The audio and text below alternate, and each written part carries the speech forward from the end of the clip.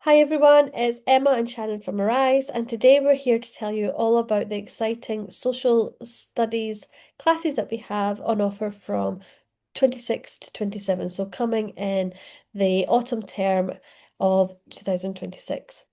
We're going to start off with the kind of KS3 level classes that we have. Shannon, what do we have on offer for those lower secondary kids? Well, we have two classes that are actually both KS3 plus. So what that means is that they're suitable for KS3 ages. So that's like age 11 upward, but they're also equally suitable for older students. So if you are 14, if you're 13, they're going to be great classes to start with if you need some extra history credit on the US qualification side of things. If you're passionate about art and you want to focus on art history because you know you're going to pursue something in art, or it's a great way to learn his broad history Yeah. through art is an amazing way to learn um, about history. So the the art history course,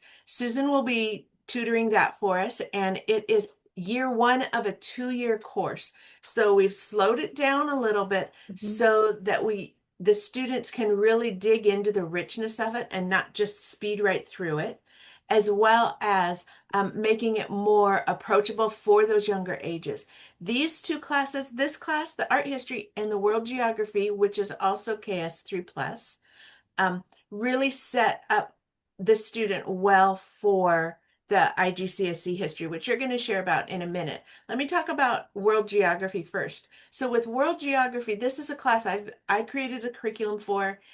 I've been running it for over 5 years now.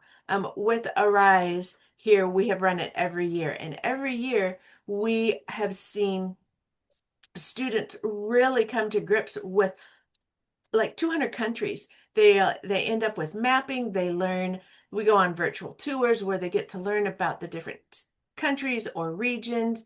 They learn physical geography and political boundaries, and it's a great class for this KS3 level, or that set those early secondary years, but also high school. So like S3 for 13, 14, 15-year olds even, and upward, because it's very scalable. So I can tailor it to the student. If the student, I've had students who want to go on and pursue geography as Mhm. some type of career or upper higher education. So I can turn it into an honors course. I can also scale it back to for those students that need to take a little bit more time. And so we just do less countries. But Yeah. overall, within the live classes, we get an awesome look at um, all continents and some really exciting things. And then they have weekly homework with it and that type of thing. All the details are in the course Mhm. description. I don't need to give those here. You guys can look at Yeah. those and some of the other videos that I've done about it. But My that's the son did KS3 bit. My son did it 2 years ago, and he was talking about it the other night again, saying what a good class it was and how Oh, it's thank something you. that has just been really quite foundational Yeah, in well, his for like worldview forming. yeah, worldview forming, but also you can, if they're hearing something in the news or locally or someplace else in the world, whatever it is, they're like, oh, I know where Yeah. that is. There is a picture then in their head. And that's what's so important about doing geography first in this manner before jumping into the really challenging um, dilemmas of of the IGCSE history, Mhm. because it doesn't make sense to the level you want it to. It's more difficult for it to make sense without a good foundation of where do all these places lie? Who do they interact with? What are the natural boundaries? And and learning just a little bit about each country and its culture and that kind of thing. It plays a massive role in forming a worldview and a Christian worldview, because of course we approach it from that perspective as well for both of these courses. Mhm. So, oh, and with the art history, I should go back and say the art history is written by a Christian author. So we're not. the art is amazing art, but there will be no nudity. It will be appropriate for children, and the activities and the learning that they're going to do in there are Christ-centered and God-honoring. So yeah, so both of those. Yeah, that's enough on the KS3 Plus classes. Um, for those things, let's move on. You're going to tell us about the IGCSE history, right? Yes, I am. So I'll bring it up. Um, so this year we're going to be offering IGCSE history. It will be the Cambridge spec. So this is the first time we'll be doing this. And so it's year one of the 2-year course. And so the anyone familiar with the different specs for IGCSE history or GCSE history classes, it's almost like a kind of a menu of what you can study. But our tutor has chosen the track that she will be taking to prepare students for the exam.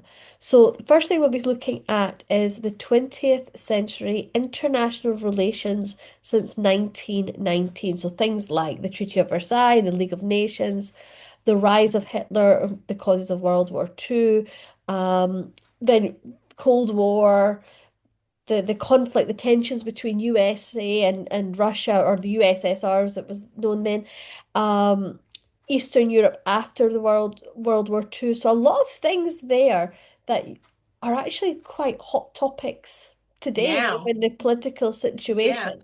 Um, and then international conflict in the late 20th century. The second half of that will be a depth study into the First World War, so 1914 to 1918, and just looking at what happened there. Why was it a stalemate? What was trench warfare like? Looking at battles like the Battle of Verdun and the Somme, and um, how did it spill over into other nations across the world? Um, and ultimately, why did Germany lose the war in 1918? So really um good, strong subjects that has formed the world in which we're living in. And you can actually trace a lot of the stuff back to that time period. And Yeah, so having our teens understand these things is actually quite key for understanding the world we are living in today. These are things shaped absolutely. Europe right through the 20th century. So Yeah. yeah, this is really looking forward to this class, being able Yeah, to and offer it. goodness is going to be such a great tutor for that just because of her background. And you can go and read her bio Mhm. and see all the things that she's been involved in. I have been talking with her. She is going to teach it chronologically, so she will do that in-depth study first, I think. Mhm. And then because it just makes Yeah, sense that makes absolute that you go sense. chronologically with it. And because I remember in my high school years, my public high school years, I got done with history and I didn't know really who was in World War One and who was in World War Two, and it got all muddled together somehow. Yeah, So we're not going to do that. We're going to get things in the right order and then march through the different events because one does impact the other all the way through. absolutely. And so that's gonna. I am so glad we're able to offer that to our students this year. So that's IGCSE history. One change we've made because of bringing in the IGCSE history is we've moved the contextual history classes that I've created over to self-paced. They've been there for a while, but this year I'm just going to take a break from all of them and focus on the geography and some of the other new classes I'm teaching. And so we have them there as self-paced, and they work really good as self-paced as well. They're nice unit study style, Yeah, but they are heavy on the research, so they're not for your 11-year-olds. They really are like unit studies for 13, 14, 15-year-olds and 16-year-olds because of just how those are being put together. And they're going to learn about 30 or more people in depth from an era in a semester and then create a dinner party where 10 to 15 of those come and they get to and then they get have them interact with asking questions of each other based on the research that they've done. So it's a great class for learning how to do deep research that isn't necessarily for an essay or a science experiment. So it's a really different way to take a look and approach to research, and learn how to do it properly. It's a great playing field for that. So there's four of those. Those will remain unchanged in the self-paced area to give us some room for some of these other new courses that Yeah. we have. And so we're really excited about that. Anything else about social studies you want to tell us? I think we have covered them all. Yeah. Yeah. So they make a good solid anchor point for the core four. So if you have your English, your maths, your science, and a social studies, that's a good solid Yeah. core four at any level, whether you're choosing live classes or self-paced, there's that balance Yeah. there. And that will pull things through. So bundles are for live classes for KS3 and GCSE. So, but payment plans are for all of it. So if you're mixing and matching, that's fine.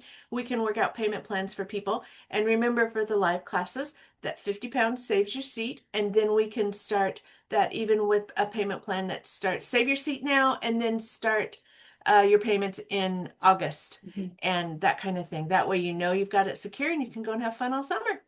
Yes. Thank you. And all the links are below. All right, great. Thank you. Bye bye.